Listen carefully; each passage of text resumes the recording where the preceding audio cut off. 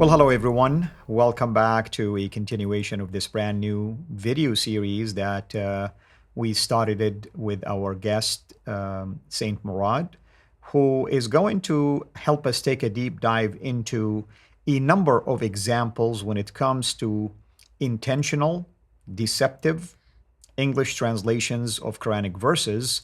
And we are going to call this 40 English Quranic translation lies, because he is going to show us, based on a number of categories that he has developed, how these Quranic verses, or sometimes words within these verses, are influenced really not necessarily by either the context or the meaning of the word itself, but rather by something called the Standard Islamic Narrative. Saint Murad, welcome back, and thank you so much, of course, for investing time with us to do so. Hello, Fadi. It's always great to be talking with you, and I will share my screen right away.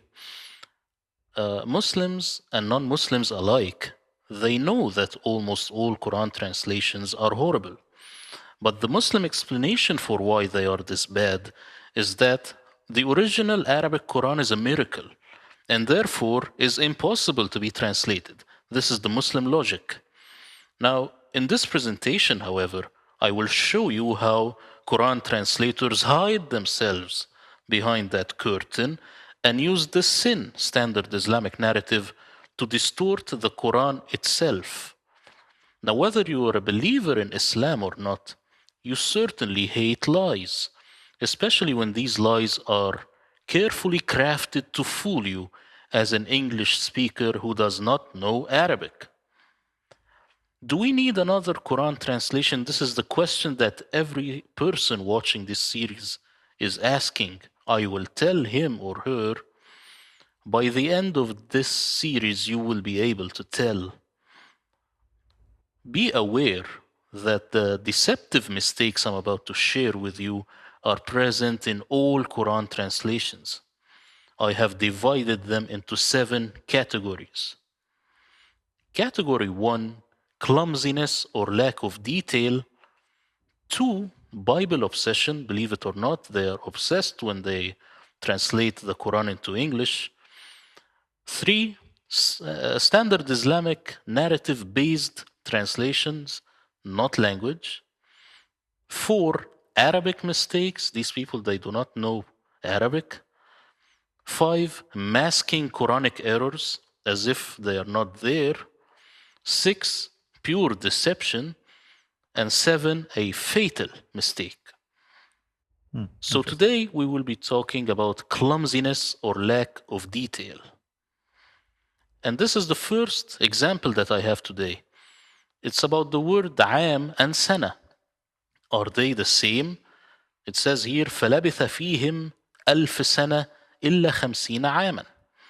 They say here years. This is Mustafa Khattab, the Clear Quran, and ignores the other one.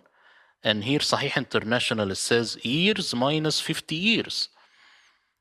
All Quran translators, they have it just as year, when actually one is year and the other is something else.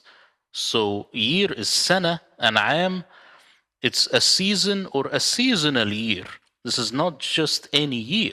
And this is important when you calculate it for the crops and so on. But this is something that they do not know.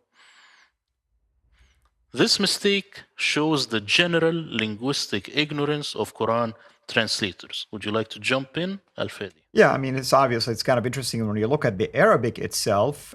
You wonder, why didn't the author of the Quran use Sena and Sena, instead of Sena and Aman? Obviously, there is a purpose behind it here, as you indicated. Exactly. And if a Quran translator actually respects the Quran, he should look into these subtle differences and not just shove one English word into the mouth of an English speaker. Exactly. Example 2 would be the word Hajj. What is Hajj? We know that it's a pilgrimage. Correct. But as you can see here, على أن تأجرني 8 حجج. They have it here as years. Now, they do not know that it's Hajj, For some odd reason, a lot of Quran translations have the word hijaj, which is the plural of hajj, as years. Only Pickthall got it right. He has it here as pilgrimage. But that doesn't mean that his translation is superior. I just added this here so that you know that actually it is pilgrimages. But they are not respecting the English audience. They say, well, a pilgrimage is every year. No, you do not assume. You just put the correct word. Right. So it could be like going back and forth 8 times within the same year, maybe, or the same month. Possibly, but as a translator, you shouldn't really look into it that much. You just put the actual word into English and let other people ponder upon it. You see? Right. Now, actually, these people, they fail in math. You see, this is the word ضعف. What is ضعف in Arabic? You know, of course, that it's double. Right, multiplication. So here, yes. Yeah. Yeah. Here they have it correct. Okay, what about here? ضعفين. What would ضعفين be? I will Twice, ask you this. Yeah. It will be 2 doubles, ضعفين. So it should be 2 doubles, which is an equal of 4. So the Quran translator, the Quranic author, is actually telling you that you will not have double, but 2 doubles, which is 4. So this is important for the English audience to know. Correct. Now here, there is a dilemma with the word بضع. It says here, فلبث في السجن بضع سنين. This is Joseph. Right. Now they have it here as several. So does it simply mean several? This is a question, because in another context we will find the exact same word. This is Surah Rum, which is about the Romans. It says, غُلِبَتِ الروم في بضع سنين. Now, as you can see here, within 3 to 9 years. What do you think? Well, actually, I don't know how you can get 3 to 9 years if you just look at the word bilda. I mean, I doubt anybody going to be thinking that way. But obviously, they're doing this intentionally to try to line it up with some sort of an Islamic, a standard Islamic narrative related to this prophecy. Here they got the meaning of bid'ah from the Arabic dictionary, which they ignored all along. Why? Simply to make the prophecy fit with the Romans coming back at the Persians. So here, the question is, why didn't they do the same with this verse? So with Joseph, why isn't it from 3 to 9 years? Exactly. 1, because they forgot. 2, because they don't care at this point.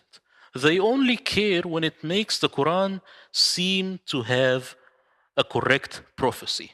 But when it comes to Joseph, forget it. They don't care now. You see? Right. So now we will move to category 2, which is just one example that I have, and that is Bible obsession. Actually, Quran translators, they're obsessed with the Bible. They always have the King James in their mind as they translate. So we see here the word حبًا. وأخرجنا منها حبًا. Now they have it as grain. This is correct because this is the same grain that you make bread by. Right. Correct. Now what about here? حبة من خردل. All of a sudden it's a mustard seed, not a mustard grain. Why? Because in the back of their mind, they recall the word mustard seed from the Bible. Correct. It should be a grain of mustard. حبة من خردل, again, mustard seed. This is the words of Jesus. The Arabic word for seed is actually bidra. Is it a big mistake? No, but it reveals how weak of a translator they actually are, and that manifests itself throughout their entire translations. So before we go into the sin standard Islamic narrative based mistakes, this is for the next episode. I just want to know your opinion so far. Oh, absolutely. I mean, it's interesting, and of course, Saint Murad, you already touch on something important, and that's the deficiency of those who don't speak Arabic. And even if they speak Arabic, as you stated, sometimes the argument is like, well, you don't understand the Arabic of the Quran. Maybe you speak Arabic, maybe you understand Arabic, but the Arabic of the Quran somehow is magical, superior, supernatural. But you can only imagine now how someone who doesn't speak Arabic, how they will be dependent completely on whatever English translation they have in their hand, assuming they even have access to multiple ones so they can compare and contrast and see for themselves that why is this guy translated it this way and the other guy is translated it another way, for instance. Yeah, exactly. And it shows in all levels, in all categories, especially as we keep going on in this series. Right. So it's a process of indoctrination, to be honest. I mean, that's pretty much what's going on. And it's no wonder, and I don't know, of course, about you, but it's no wonder that when you're speaking sometimes to Western people who are interested in having a dialogue with Muslims and things like that, if they do not really understand some of these minutiae details that you just touched on, they end up falling into using whatever the Quran is telling them in English, and they use that as if it's an argument, that can fit the basically the dilemma that they're trying to share with a Muslim. But when in fact, if they know anything about some of these details, the problem is even deeper than they think, and they can have basically a different topic to discuss with the Muslim versus just sticking with whatever the Quran is saying. And they typically receive this pushback that, well, you don't speak Arabic, therefore Arabic is not your native language, and therefore you do not understand what the Quran is saying. So thank you again, Saint Murad, for doing this. And of course, we're looking to the next episode where we will start with the category number 3, which is the Standard Islamic Narrative based translations. I hope everyone is enjoying so far what have been discussed. And we hope that you will benefit from this particular video series, and it will take you at a deeper level now in terms of your dialogue with Muslims. And maybe even you can point to our Muslim friends, especially those that do not speak Arabic, and maybe even those who speak Arabic, how these translations are really not straightforward, not forthtelling. Rather, they are intended on manipulating meanings and sometimes doctrines as a result of this. Thank you again, Saint Murad. Thank you everyone for watching. This is Fadi. Until next episode, have a blessed day.